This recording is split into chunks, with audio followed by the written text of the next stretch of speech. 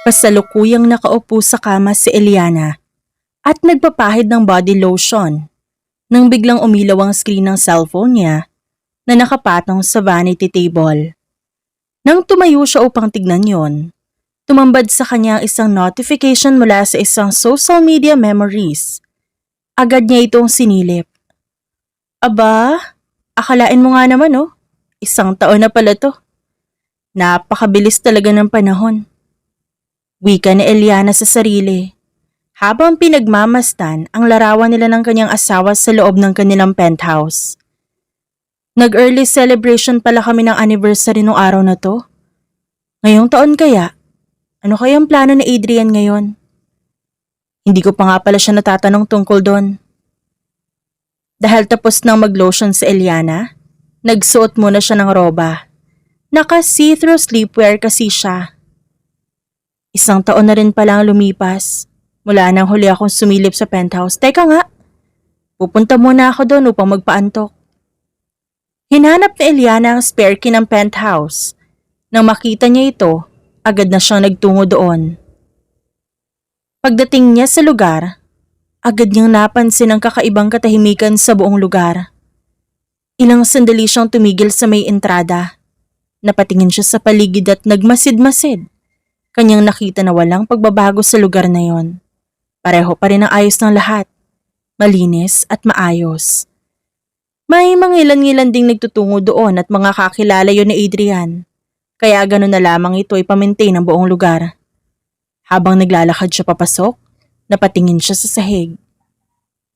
Nagsalubong ang magkabila niyang kilay nang makita ang isang pares ng stilettos. Kanina to? Dinampot ni Eliana ang naturang stilettos at sinipat-sipat ito. Sigurado siyang hindi ito kanya. Dumiretso papasok ng penthouse si Eliana. Nais niyang malaman kung may ibang tao doon kaya sinipat niya ang bawat sulok ng naturang lugar. Habang naglilibot, kakatwang nakakarinig siya ng mahinang halinghing. Parang boses yun ng babae, pero hindi naman siya nagpanik agad. Ilang sandali pa, lalong lumalakas ang halinghing na naririnig ni Eliana. Sa loob ng bedroom niya ito naririnig. Nagtataka siya kung bakit tumutunog ang kama.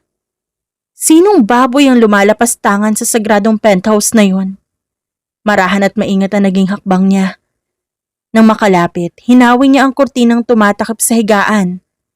At ayon, nanlaki ang kanyang mga mata matapos tumambad ang hindi niya dapat makita. Mga walang hiya! Sigaw ni Eliana. Agad na napatunghay si Adrian. Maging siya'y nagulat dahil nakatayo na sa paanan ng kama si Eliana. Anong ginagawa mo dito? Tumayo siya at kinuha ang bathrobe bago tumindig sa harap ng babae. Ikaw ang dapat na tinatanong ko niyan. Sino ang babaeng yan? Bakit niyo binababoy ang lugar na to? Of all places, talagang dito niyo pa naisip gawin niyang kababuyan niyo? Hindi na kayo nahiya. Bumalik ka na sa kwarto natin. Doon tayo mag-usap mamaya. Huwag kang mag-iskandalo dito dahil baka di mo magustuhan kung ano magawa ko sa'yo. Ngumisi si Eliana. Nangingilid na ang mga luha niya pero pilit niya pa ring itinago yon. Tumayo siya ng tuwid upang ilabas ang hinanakit sa kanyang dibdib. Ikaw pa ang may ganang magalit ngayon? Samantalang ikaw to may kasalanan, Adrian, hindi ako bulag. Araw-araw mo akong pinagmumukhang tanga na para bang wala lang ako sa'yo kahit na asawa mo ako tapos yan na naman ngayon? Lolokohin mo ko? At dadalhin mo pa sa isang bubong kasama ko? Talaga bang wala ka ng hiya? Wala na bang hiya na natitira dyan sa sarili mo? Ikaw ang walang hiya sa sarili mo, Eliana.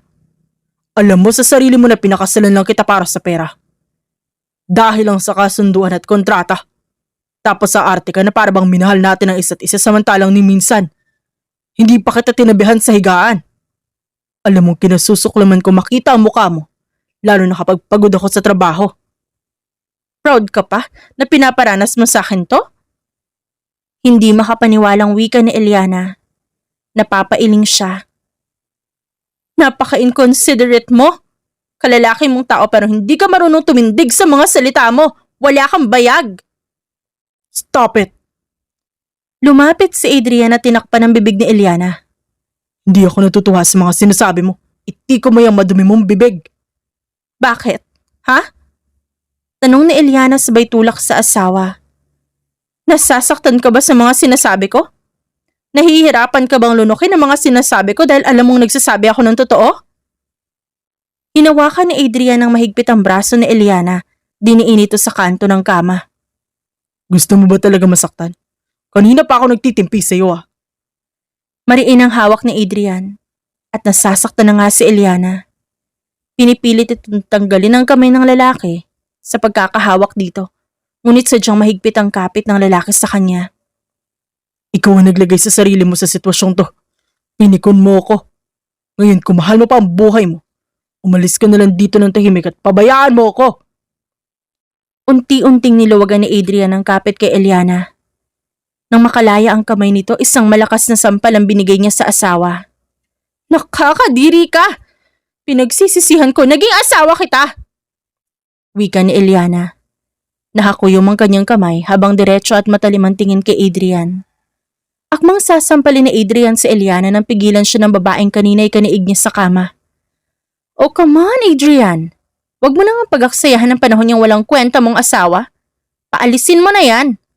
Huwag mo akong binibitin dito. Tura ng babae ni Adrian sa malanding tono. Lalo namang nag-init ang ulo ni Eliana. Calm down, love. Aalis na rin to babaeng to. Di ba, Eliana? Pinandilata ni Adrian ang asawa niya. Hindi naman nagpatinag si Eliana.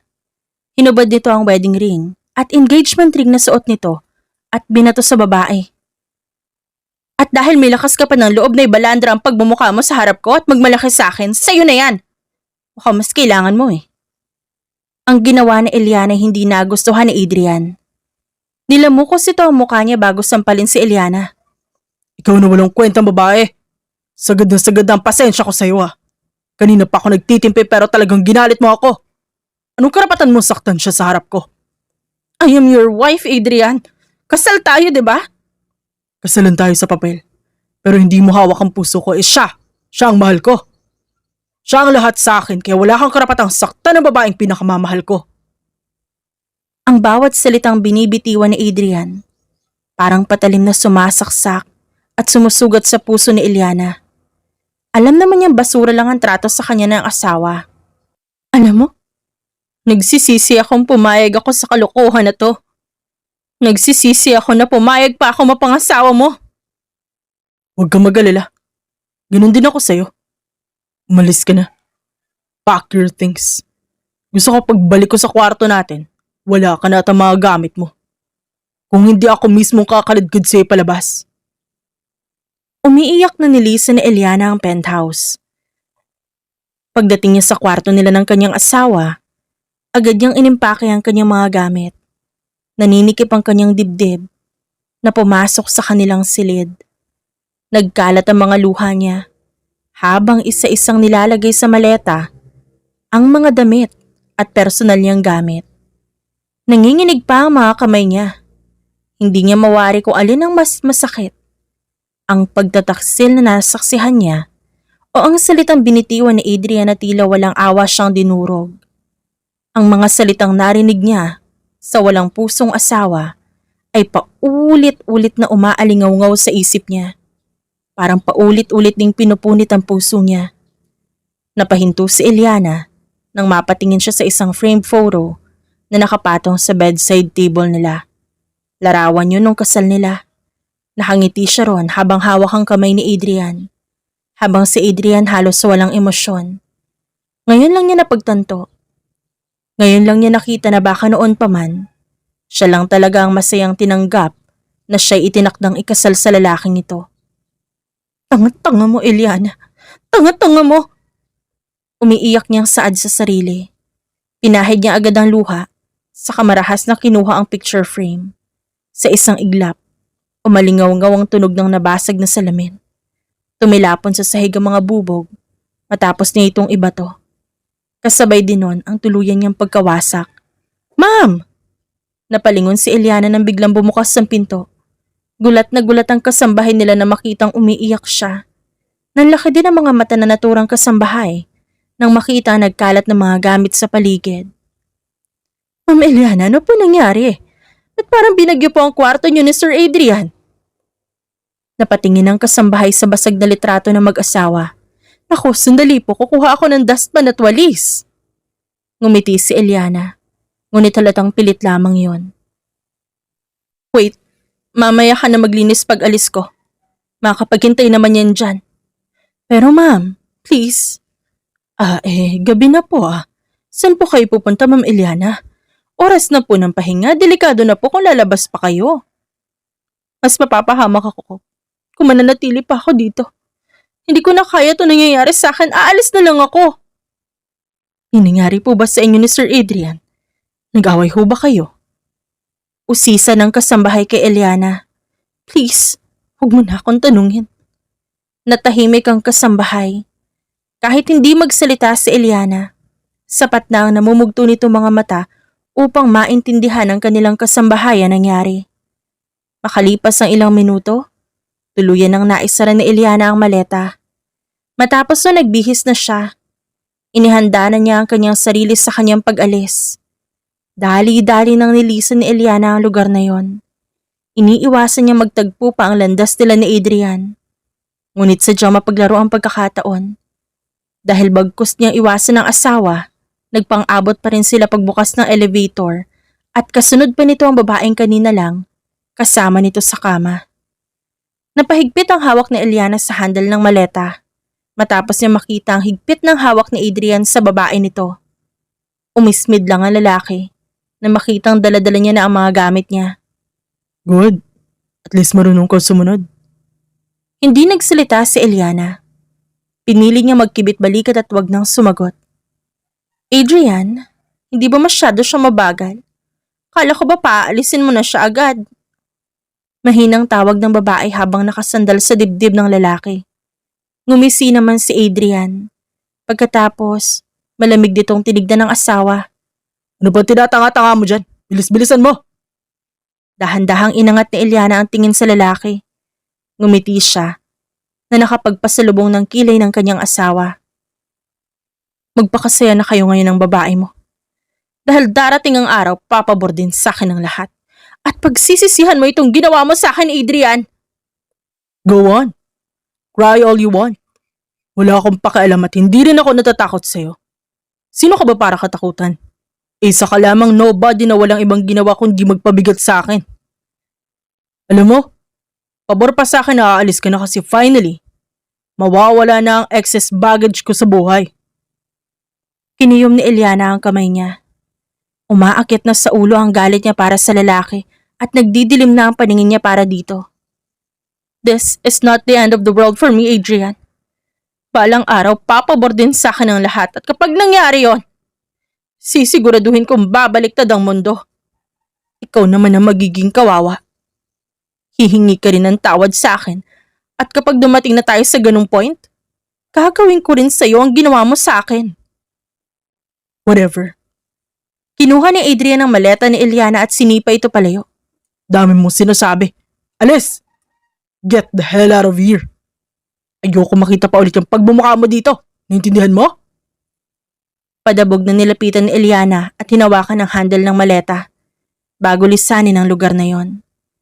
Nang makalayo siya sa asawa, tanging malalim na buntong hininga ang nagawa niya. Anong gagawin ko? Saan ako pupulutin ngayon?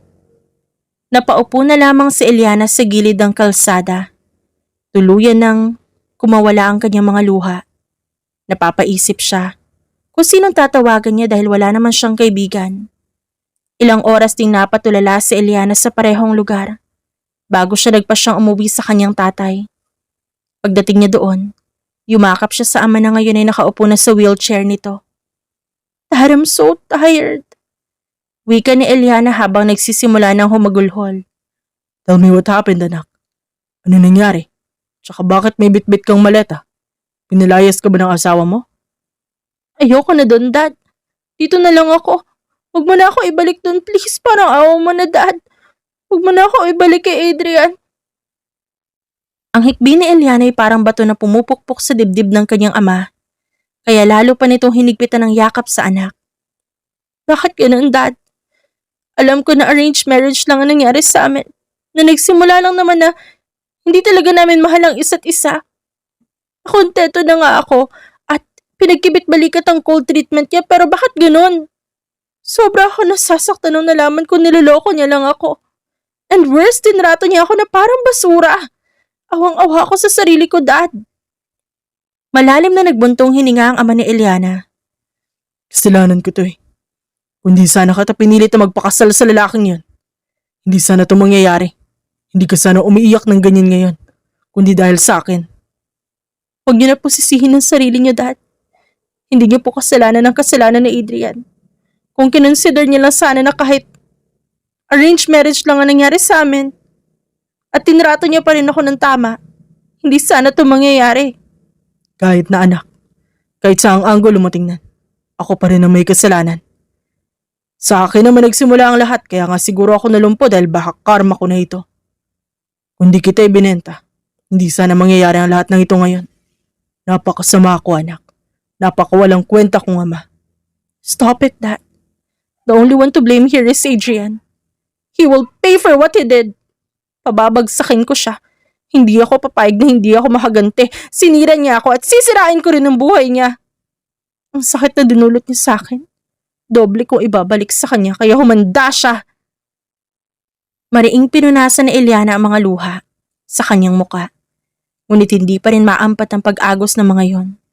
Humanda siya sa akin. Halos manginig ang buong katawan niya sa galit. Hindi niya alam kung saan siya magsisimula. Hindi niya alam kung paano niya pababagsakin ng isang lalaking gaya ni Adrian Cortez. Isang makapangyarihang negosyante na halos lahat ay kayang bilhin. Pero isang bagay lang ang sigurado ni Eliana. Hindi siya titigil. Hindi. Hanggat di niya na ipaparamdam kay Adrian ang sakit na binigay nito sa kanya. Anak, ang paghihiganti hindi madaling daan. Kapag yan ang pinili mo, kailangan mo ihanda ang sarili mo sa lahat ng kapalit. Hindi yan madaling laban. Kailangan niya ng masusing plano. Tumango si Eliana. Wala na akong pakialam sa magiging kapalit ng pagganti ko, Dad. Wala na akong pakialam kung anong mawawala sa akin. Total nasira na rin naman ako eh. Sinira niya na lahat sa akin. Wala naman na siyang tinira kaya nararapat lang na pabagsakin ko siya. Muling bumigat ang dibdib ng kanyang ama. Hindi nito naiibigan ang nais gawin ni Eliana. Anak, what if mag-file na lang tayo ng annulment? Kapag nakawala ka na sa kanya, magbakalayo-layo na lang tayo. May ipon pa naman ako. May maliit kong kumpanya, ibenta na lang natin at magsimula na lang tayo ulit ng panibago. Gawin na lang natin ang dapat gawin, anak. Huwag na yung pagganting iniisip mo. Pero Dad, hindi natin pwedeng hayaan si Adrian na maging masaya.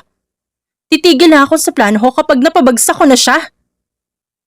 May karma, anak. Hayaan na nating tadhana ang magbigay nun sa kanya. Gusto mo? Idemanda na lang natin siya. Kapag nakulong siya, wala na tayong problema.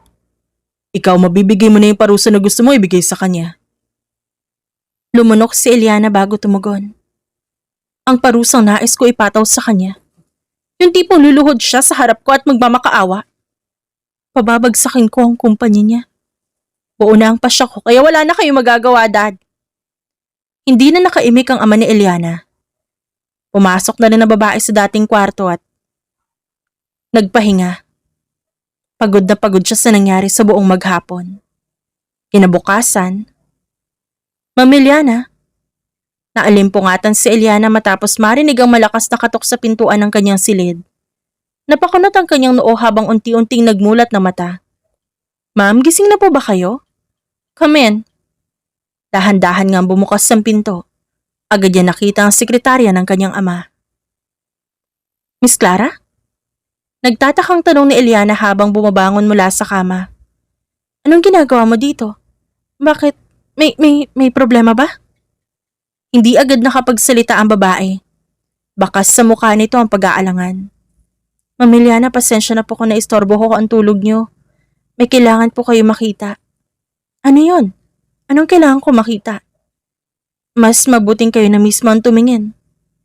Inabot nito ang isang tablet kay Eliana. Napakunot ang noon niya. Anong? Halos lumuwa ang mga mata ni Eliana dahil sa pagkagulat. Napahagat labi siya habang binabasa ang title ng article sa screen patungkol sa kanya. Ano to? Businessman Adrian Cortez breaks silence on wife's public outburst. Aniya, sa isip habang binabasa ang headline. Anong kalokohan to? Ma'am, ayos lang po kayo? No? Imposible to. Mabilis siyang nag-scroll. Mas lalong nanginginig ang kamay niya dahil sa mga nakikita.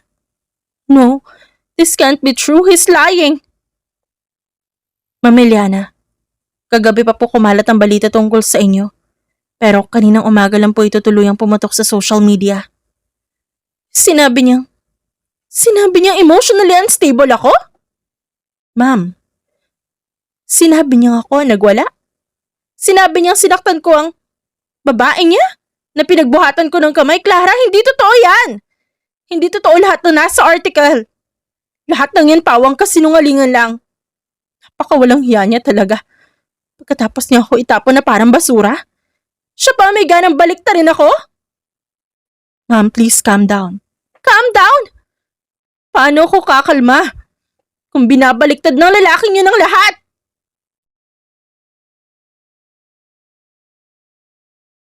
Binasa ni Eliana ang nanunuyong labi niya. Tinapik-tapik niya ang kanyang dibdib bago basahin ng malakas ang statement ni Adrian. My wife has been emotionally unstable for months. I tried my best to support her. But last night she lost control. I only hope she gets the help she needs. Napangisi si Eliana. I can't believe my eyes. Ako pa ang nangangailangan ng tulong? Clara, ginawa niya ako may sakit sa utak? Anong klaseng publicity stunt to? Alam ng mga tao nakapaligid sa akin na wala akong sakit? Ang lalaking yun, ang Adrian na yun, siya ang may sakit sa pag-iisip. Sandali lang po, Ma'am Eliana. Ikukuha ko po muna kayo ng tubig sa ibaba. Napakawalang kwenta niyang tao. He cheated on me, he dumped me. Siya pa tumiga ng siraan ako sa social media.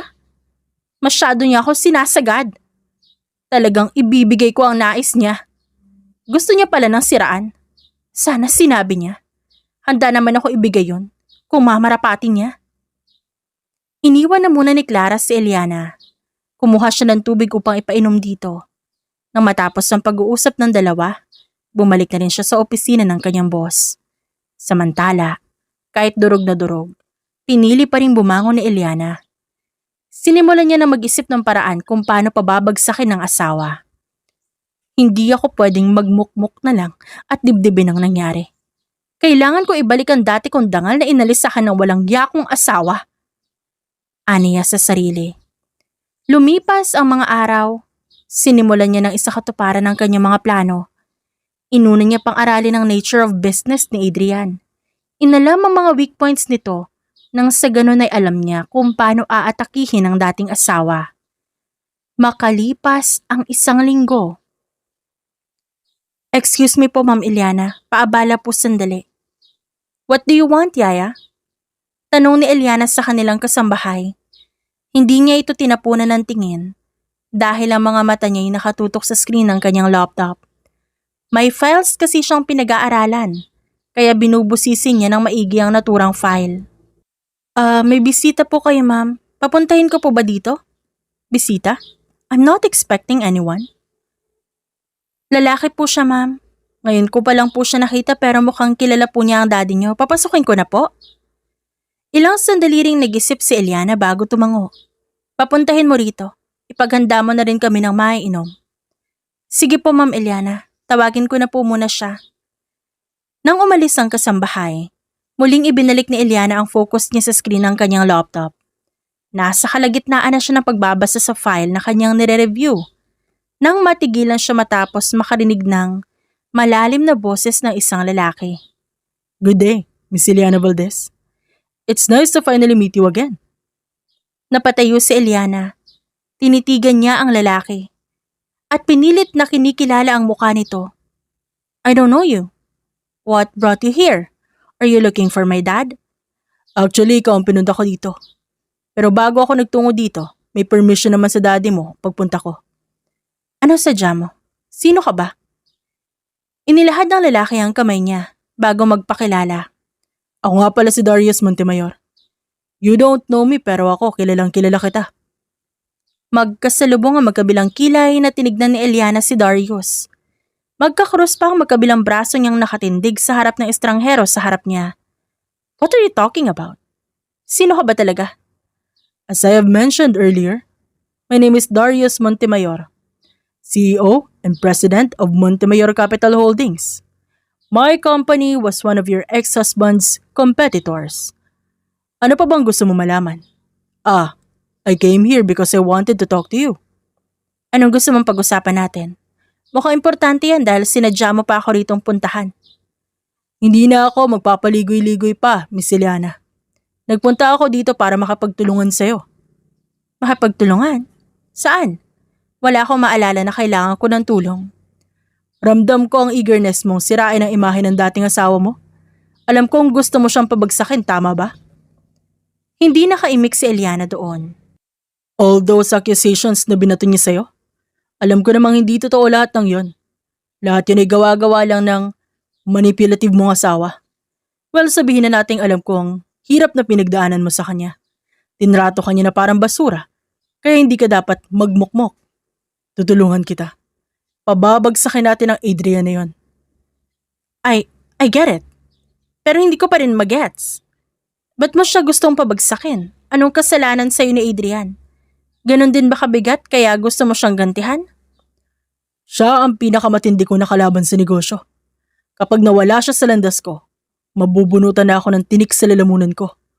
So ano? Pumapayag ka na ba sa alok ko? Pagtulungan nating pabagsakin ang ex-husband mo.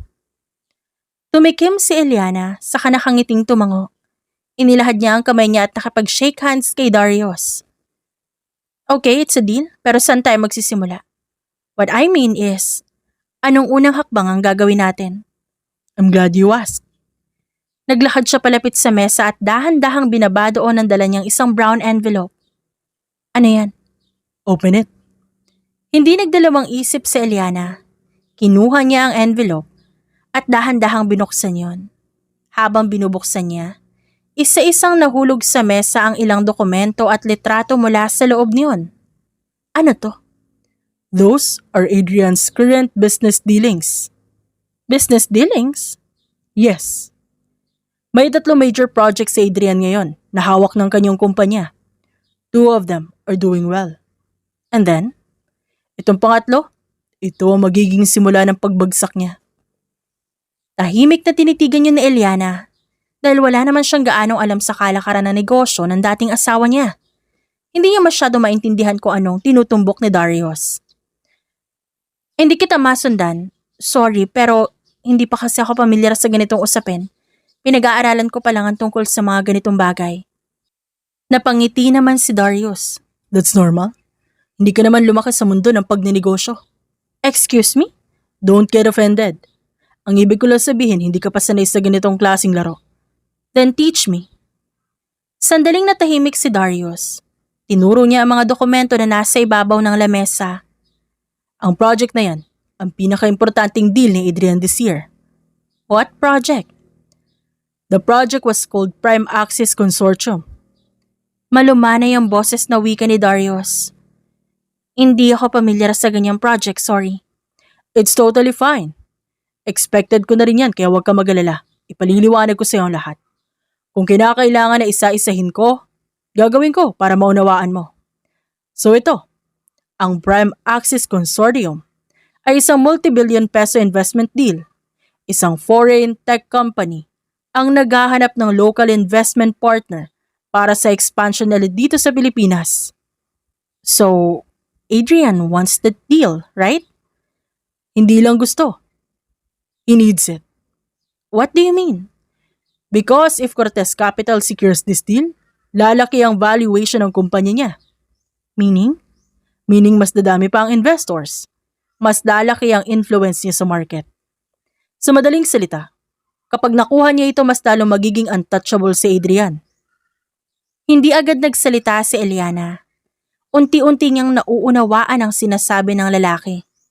So kailangan natin siyang pigilan. Exactly. But how do we do that? May final investor presentation siya next month. Presentation? Adrian will pitch his company to the board.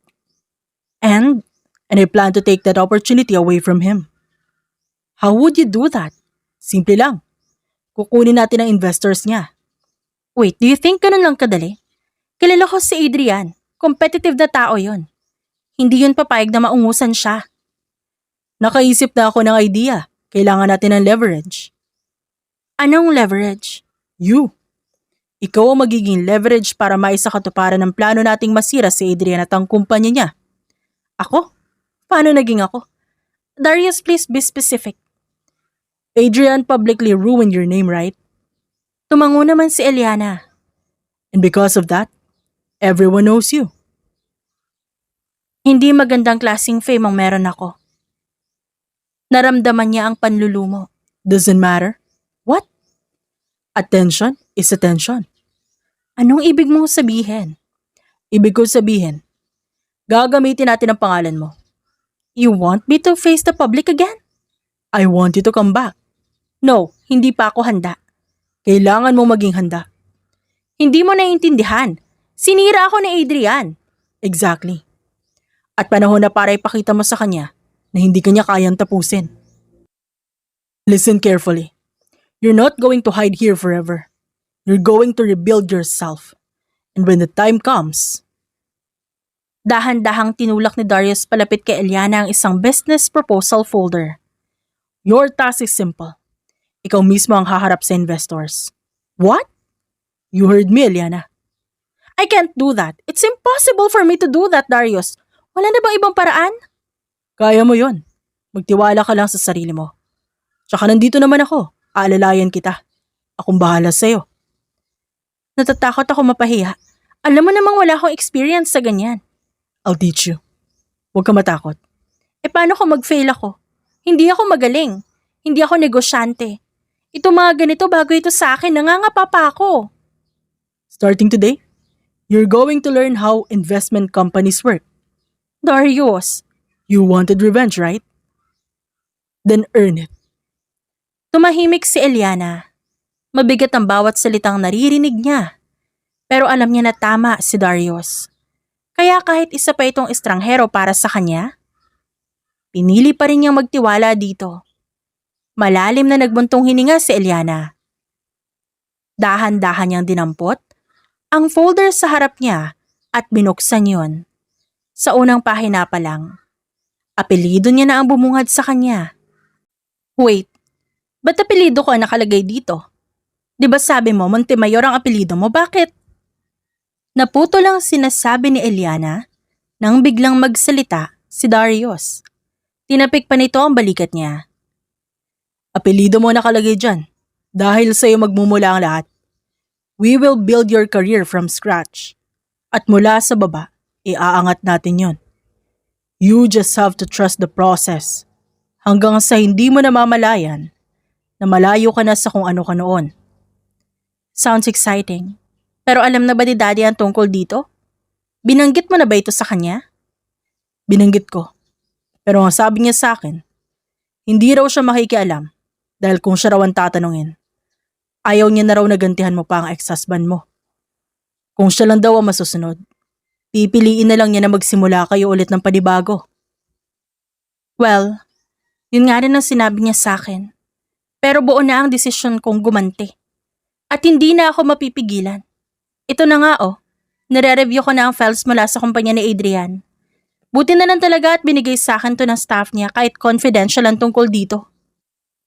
Ang file na kaninang nire-review ni Eliana, bago dumating si Darius ay pinakita niya rito. Napangiti naman ang lalaki. Nice. Tama itong ginagawa mo. Tamang reviewin mo ito para matuto ka. Sa una lang ito mahirap pero sooner or later, masasanay ka rin. Kapag na-master mo na ang basics, magiging madali na para sa iyo ang lahat. Ang tingin ni Eliana ay inangat niya upang tignan ng mata sa mata si Darius. Ilang sandali rin siyang tumitig sa mga mata ng lalaki bago nagsalita. Ang laki ng tiwala mo sa akin, Kasi kahit di mo naman ako ganon kakilala, open na open kang tulungan ako. Pareho naman kasi tayo magbe-benefit. Kaya walang kaso sa akin na mag-aksaya ng konting panahon para tulungan ka. Isa pa, investment to. Mag-i-invest ako sa'yo ng time. Kaya wag mong sasayangin Galingan mo. Nakangiting tumango si Eliana.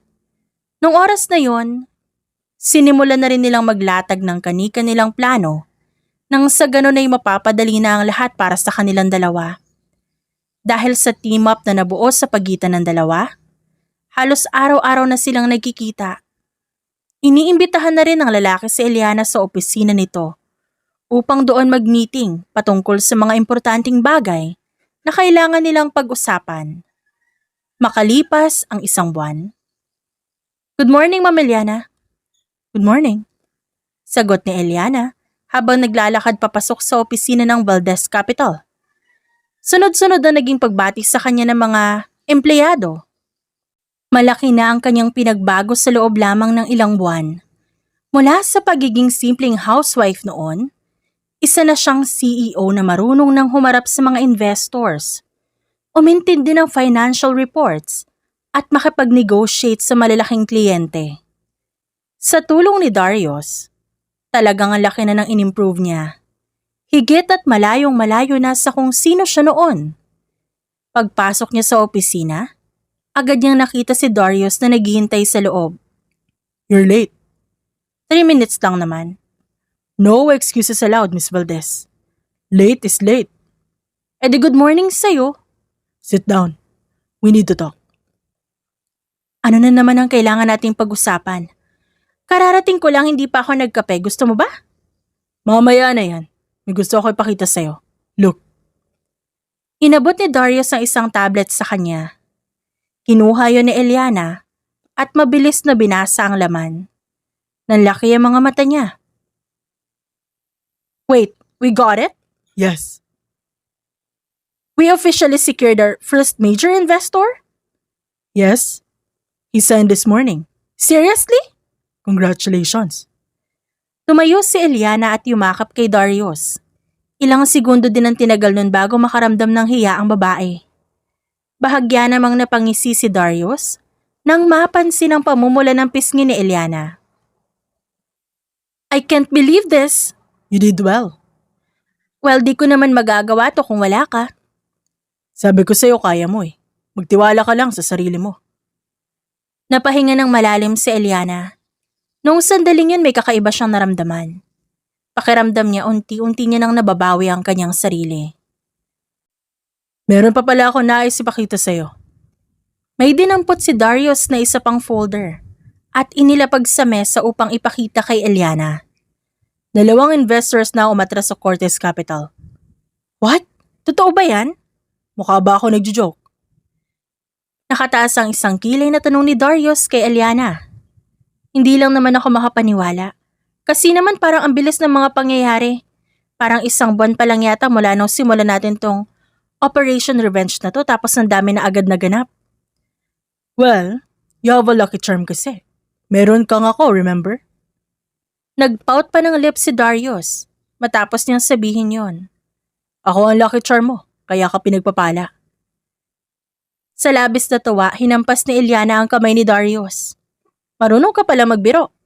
Ewan ko sa'yo, babae. Anyways, about the Prime Access Consortium. By next month, darating na yung representative ng project na yon. At gusto kong unahan mo ang kumpanya na Adrian na makausap sila. Ano bang petsa na ngayon?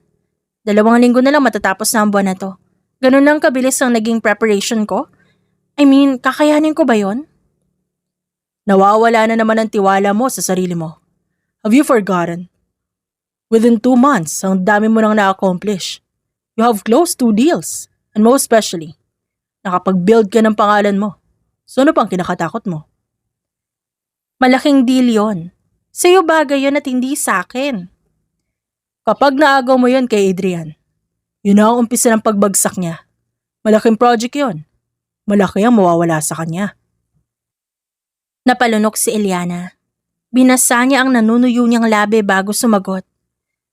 Tutulungan mo naman ako, di ba? Of course. Ipapa-assist kita sa mga business consultants ko. Magagaling ang mga yon. Malaki may tutulong nila sa'yo para mas mapaganda mo ang presentation na ipapakita mo sa representative ng Prime Access. Huwag ka rin mag-alala dahil bago mo i-present yon, ako mismo ang maglilinis nun. Siyempre hindi kita hahayaang mapahiya. Thank you, Darius. The best ka talaga. Nagsuot ng abotengang ngiti si Eliana. Ngayong tapos na natin i-discuss ang tungkol sa work, baka pwedeng magkape muna tayo, no? Kanina pa kasi ako nagkikrave sa kape. Sure. Labas tayo? May alam akong bagong bukas sa cafe dito. Malapit lang. Tumayo na si Darius at nilahad niya ang kamay kay Eliana. Humawak naman doon ang babae. Let's go!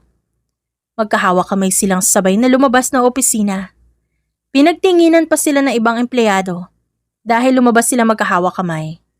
Paglabas nila ng opisina, agad silang nagtungo sa cafe na sinasabi ni Darius. Habang naglalakad, hindi pa rin binibitawan ni Eliana ang kamay ng lalaki. Alam mo? Hindi mo pa rin binibitawan ang kamay ko.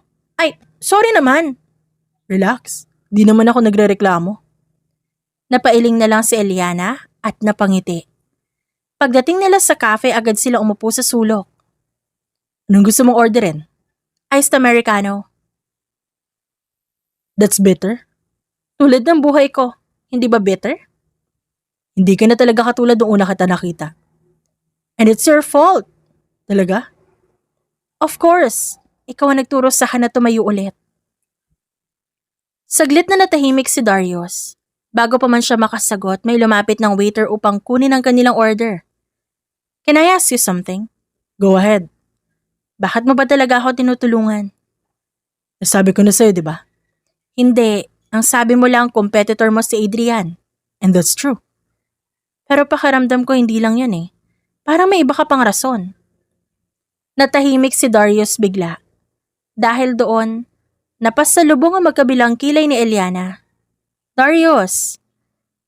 Matagal ko nang gustong pabagsakin si Adrian. Dahil sa negosyo? Partly. Well, you're saying may iba pang dahilan? Because I hated the way he treated you. Nainis ako kung paano kanya tratuhin. Ano?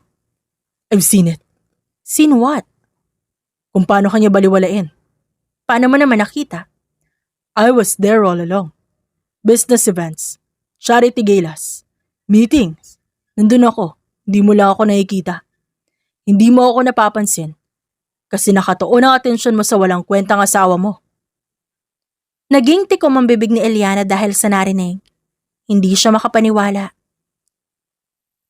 Akala mo siguro wala nakakapansin. Pero meron talaga. Hindi ko lang maintindihan kung bakit niya nagawang saktan ng isang babaeng handang ibigay ang lahat para sa kanya.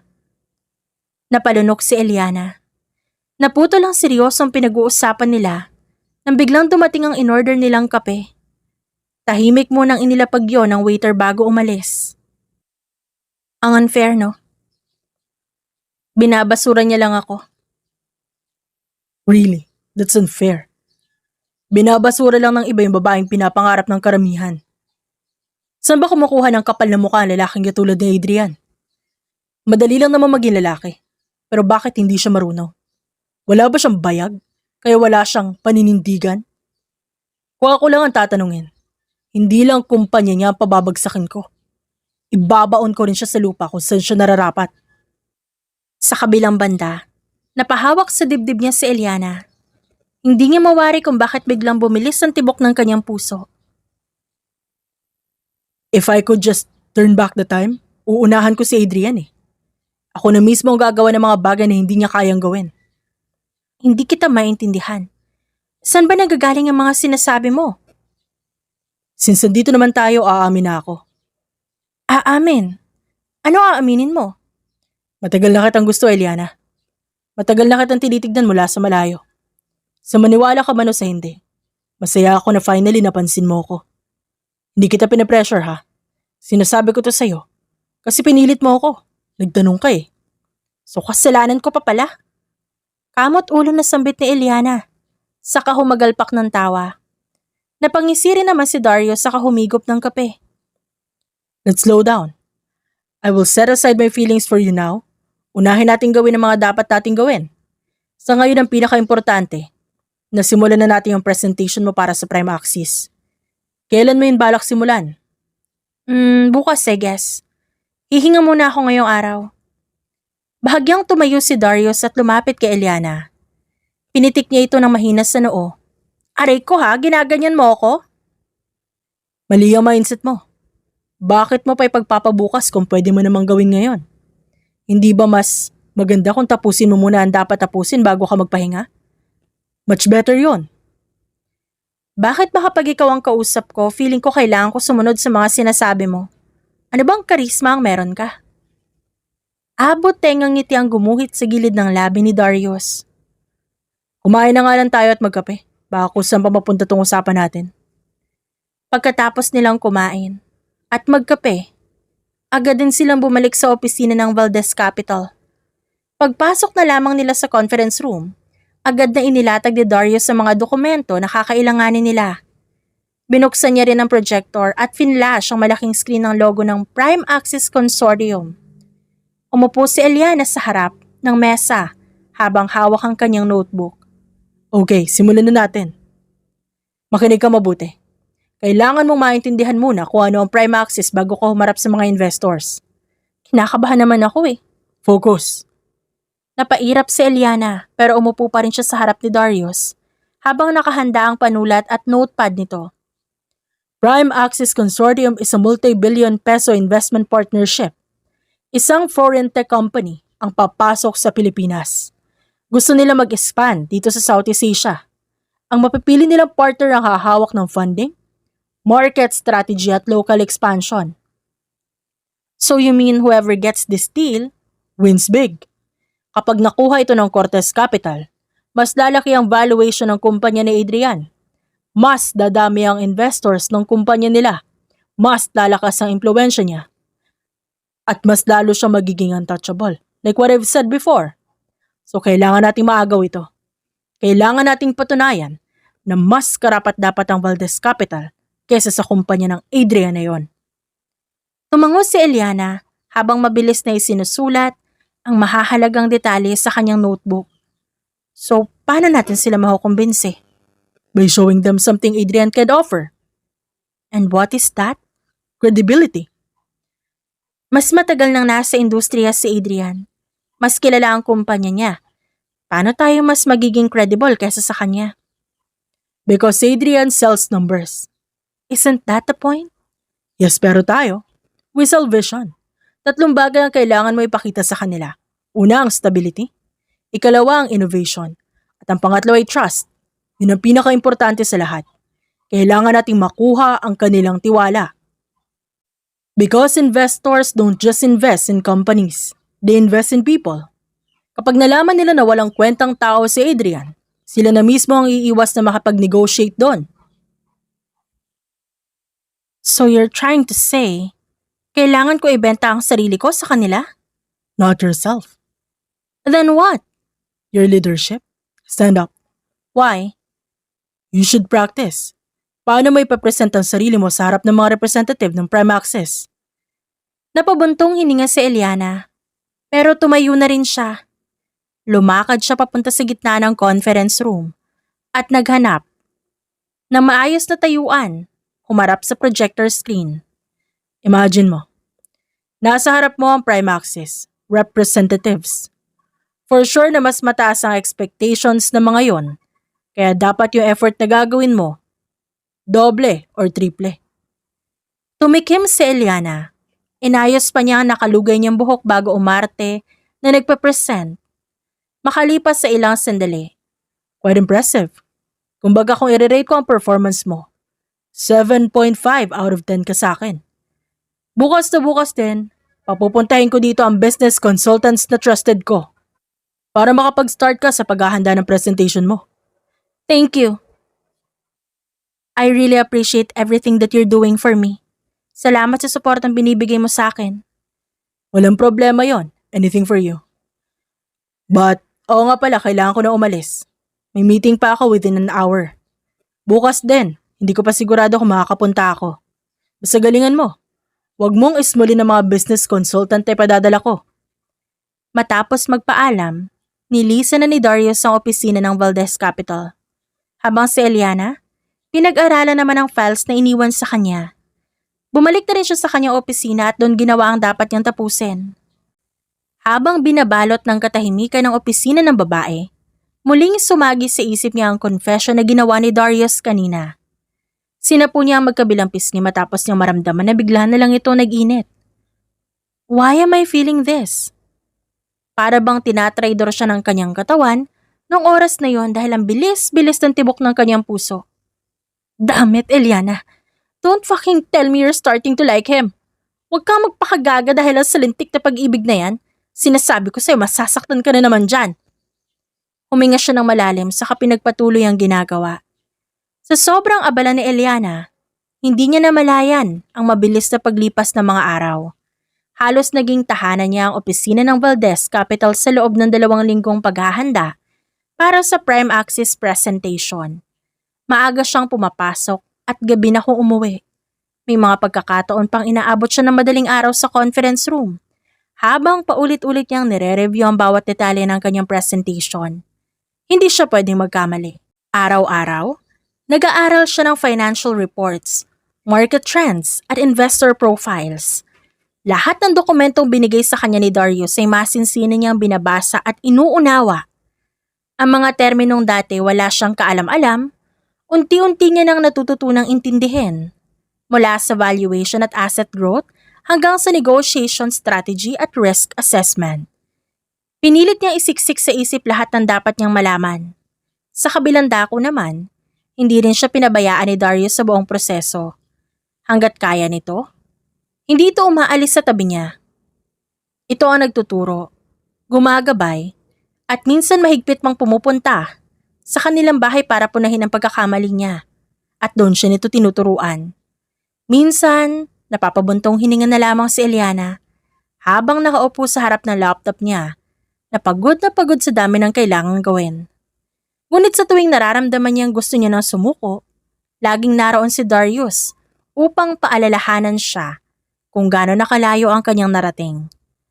Unti-unti nagsimula ring mapansin ni Eliana ang malaking pagbabago sa kanyang sarili. Hindi na rin siya simpleng housewife na umaasa lamang sa pangalan ng asawa niya. Sa bawat araw na lumilipas, mas lalo siyang nagiging matatag, mas lumalakas ang loob niya, mas tumitibay ang paninindigan niyang bumangon, at ipakitang hindi siya kayang durugin ng kahit sino.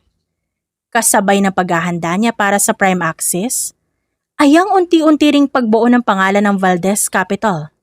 Sa tulong ni Darius at ng mga consultant na pinakilala nito sa kanya, nakapagsimula na rin sila makuha ang tiwala ng ilang investors.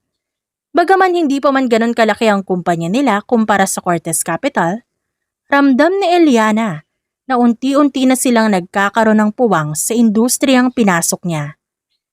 Sa kabilang dako, dumating na ang araw na pinakahihintay ni Eliana at ni Darius. Ang araw kung saan haharap na ang Valdez Capital sa pinakamalaking project na matagal nilang pinaghandaan. Ayos ka lang ba, Eliana? Parang medyo namumutla ka. Nagulmusal ka ba? Gusto mo kain muna tayo bago mag-present? May 1 hour ka pa naman. Tsaka wala pa yung mga representatives. On the way pa lang sila. Sorry, Darius. Pero wala akong strength na kumain. Sobrang kinakabahan talaga ako. Ang daming thoughts na tumatakbo sa isip ko ngayon. Paano kung ma-mental block ako habang nasa gitna ng presentation? Paano kung mautal ako kaya naman mabulol? Paano kung hindi na nila magustuhan yung way na pagpapresent ko? Paano kung... Nahinto sa pagsasalita si Eliana nang biglang idinampi ni Darius ang hintuturong daliri sa labi ng babae. Sabay halik sa noon nito. Ang dami mong iniisip. Subukan mo kayang kumalma muna. Payapang isip ang kailangan mo. Ang gawin mo kapag nasa harap ka ng mga representatives ng Prime Access, isipin mo lang ako, nakasama mo ako.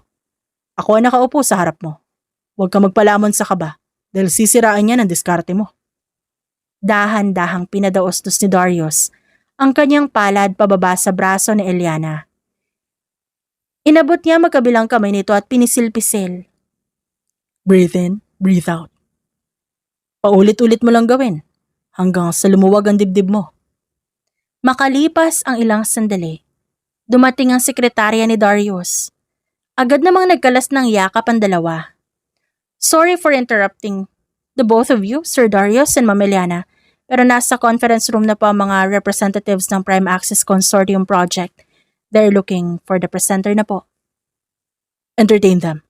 We'll be there in a bit. Nang umalis ang sekretarya ni Darius, agad nitong tinanong si Eliana. Okay ka na? Ready ka na? Tumango si Eliana bilang tugon. Saka sila sabay na nagtungo sa conference room. Nang makarating sila sa labas ng conference room, agad huminto si Darius at hinarap si Eliana. Tahimik niyang inayos ang kwelyo ng blazer ng babae. Relax. You know exactly what to do. Huminga ng malalim si Eliana. Hindi na siya nagpatumpik-tumpik pa. Marahan niyang tinulak ang pinto at sabay silang pumasok sa conference room. Agad na bumungad sa kanila ang mahaba at eleganteng mesa kung saan nakaupo ang mga representatives ng Prime Access Consortium Project. Nasa kabilang dulo naman ang ilang executives mula sa iba't ibang kumpanya na shortlisted para sa final selection. At gaya ng inaasahan, naroon din si Adrian. Nakatayo ito sa tabi ng upuan nito habang may kausap na isa sa mga foreign representatives. Ngunit na makita si Eliana, agad itong natigilan. Bahagyang nagsalubong ang kilay nito. Halatang hindi nito inaasahang si Eliana mismo ang haharap sa Prime Access. Good morning, everyone. Thank you for giving Valdez Capital the opportunity to present today. Tumango ang isa sa mga representatives bago nagsalita. Please begin. Lumapit si Eliana sa harap ng malaking screen at ipinresenta ang pinaghirapan niyang presentation. Nung una, ramdam pa niya ang bahagyang panginginig ng kanyang mga kamay, ngunit hindi niya hinayaang manaig yun. Huminga siya ng malalim. Inalala ang mga sinabi ni Darius. Saka nagsimulang magsalita. Sa bawat salitang lumalabas sa kanyang bibig, unti-unti ring bumabalik ang kumpiyansa niya sa kanyang sarili. Malinaw niya ipinaliwanag ang vision ng Valdez Capital. Isinaad niya kung paano balak nilang pangalagaan ang puhunan ng Prime Access at kung paano nila palalawakin ang market reach ng foreign tech company sa Southeast Asia at kung paano nila bibigyan ng mas matatag at mas mapagkakatiwalaang pundasyon ng buong partnership. Hindi lamang numero ang pinakita ni Eliana. Pinakita niya ang planong nais niyang ilatag at pinakita rin niya ang dedikasyon niyang makuha ang naturang project. Tahimik ang buong conference room habang nagsasalita siya. Maging si Adrian, hindi maalis ang tingin sa kanya. Halata sa mukha nito ang pagkabigla. Marahil, hindi nito inaasahan na ang babaeng minsan niyang tinawag na walang silbi ay nakatayo ngayon sa harapan ng pinakamalalaking investor sa industriya. Nang matapos si Eliana, ilang segundong nanaig ang katahimikan. Makalipas sa ilang minuto, nagpalakpakan ng mga tao sa conference room. Thank you for that remarkable presentation, Ms. Valdez. Sambit na isa sa mga foreign representatives. Your proposal is impressive. Thank you. Pagbalik niya sa kanyang upuan, agad niyang nilingon si Darius. I told you. Hindi na lamang siya nakasagot. Nanginginig pa rin kasi siya sa kaba. Ilang kumpanya na ang nag-present bago tuluyang matapos ang final deliberation at si Eliana ang huling presenter. At nang matapos ang lahat, nagpaalam muna ang mga representatives upang mag-usap-usap sa private lounge. Darius, what if hindi tayo ang piliin nila? Paano kung ibang kumpanya? If that happens, we will prepare for the next battle. Just stop overthinking. Let your mind breathe. Maya-maya lang i-a-announce nila kung sinong company ang pipiliin sa project. Huwag naman sana pero kung di para sa iyo ang Prime Access Consortium Project, hindi tayo titigil. Susubok pa rin tayo. Ilang minuto pa ang lumipas bago muling bumukas ang pinto ng conference room. Pumasok ang representatives. Lahat ng naroon sa conference room, agad na tumayo. Kinuha ng head representative ang microphone bago nagsalita. Thank you to all participating companies. We appreciate every presentation we've seen for the past few days. However, there was one proposal that stood out. There was one presenter who showed not only strategic competence, but also exceptional vision and trustworthiness. Huminto ang representative. Tumingin sa direksyon ni Eliana. And that is Valdez Capital. Nanlaki ang mga mata ni Eliana. Para siyang lag na computer na biglang nagloading. What? The Prime Access Consortium has chosen Valdez Capital as our official local investment partner. Umalingaw-ngaw ng masigabong palakpakan sa loob ng conference room. Sa sobrang tuwa ni Eliana, tumayo siya at yumakap ng mahigpit kay Darius. See? Sabi ko sa'yo kaya mo eh. Hindi talaga ako nagkamali sa'yo. Buti na lang hindi ako nagkamali na babaeng nalagaan. Isa-isang naglabasan ng mga tao sa loob ng conference room. Buong akala ni Darius at Ilyana sila na lang ang nandun. Ngunit lingid sa kanilang kaalaman, nandun pa si Adrian at pinagmamasdan sila. Galit na galit itong nakatingin sa kanila. Galing mo talaga mag-alaga. Masarap ka rin naman kasing alagaan. Kaya hindi mo rin ako masisisi. Tumikim si Adrian. Kaya kapwa ng laki ang mga mata nila. Kapal na mukha mong babae ka, no? You were still married to me pero harap-harapan ka na ikipaglandian sa lalaking yan. Saan mo ba napulot yan, ha? Tinignan ni Darius si Adrian mula ulo hanggang paa. Ganon din si Adrian kay Darius. Ganyan pala lalaki ang tipo mo. Malayong malayo sa akin. Anong ginagawa mo dito? Bakit hindi ka pa sumabay sa kanila sa pag-alis? Saka pwede ba? Wala kang karapatan na pagsalitaan ako ng ganyan. Baka nakakalimutan mo. Nakatapa ka pa rin sa teritoryo ko. Lakas ng loob mo porket nakatikim ka ng konting tagumpay. Wala ka naman dyan kundi dahil sa akin. Sinubukang hawakan ni Adrian si Ilyana. Ngunit pinigilan nito ni Darius. Mariin itong tinabig ang kamay niya. Don't you dare lay your filthy hands on her. Huwag mo nga siya i-claim na para bang pag-aari mo siya. At mas lalo huwag mong bigyan ng credit ang sarili mo sa mga bagay na hindi naman talaga ikaw may gawa. Winasak mo si Ilyana. Sinira mo siya at dinurog mo. Binuo ko siya. Pinunan ng pagkukulang mo kaya wala kang karapatan. She was still my wife. Kasal pa rin kami. Well, not anymore. Walang ano-ano dumating ang sekretarya ni Darius. Bigla itong pumasok na may dalang folder na walang pagdadalawang isip na pinatong sa mesa. Pinagmamalaki mong asawa mo pa rin siya sa papel? Nakaawang ang labi na tanong ni Darius. Kinuha ang folder at padabog na binagsak sa harap ni Adrian. Then sign it. Sign that fucking annulment papers in front of us. Napalunok si Adrian. Agad niyang binuklat ang folder at nanlaki ang mga mata niya matapos makumpirma na annulment papers yon. Is this really what you want, Ilyana? You really want to be free? Hindi sumagot si Ilyana. Malamig lang ang tingin na sinukli sa kanya. Then fine. Enjoy your fucking lives. Magpakasaya lang kayo. Inis na nilisan ni Adrian ang conference room. Nang mapagtanto naman ang dalawa ang nangyari, kapwa sila nagtawanan. At doon lang nag-sink in sa kanila ang ginawa ni Adrian. Wait, tama ba yung narinig ko? Binuklat niya ang naturang folder at napalunok siya. I'm free? Malaya na ako, hindi ko na asawa ang lalaking yun. Malaya ka na. Malaya ka na rin kumilala ng iba. Believe it or not, ayokong kumilala ng iba. Bakit pa ako titingin sa iba kung nandyan ka naman? Dahil sa narinig, tila nangamatis ang pisngi ni Darius. Tinawanan naman ito ni Ilyana dahil yun ang unang beses na nakita niya ang lalaking kinilig. Wait, ikaw ba yan? Ikaw si Darius Montemayor?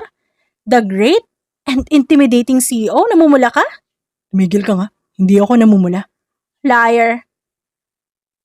You know, kundi dahil sa'yo, baka hanggang ngayon umiiyak pa rin ako.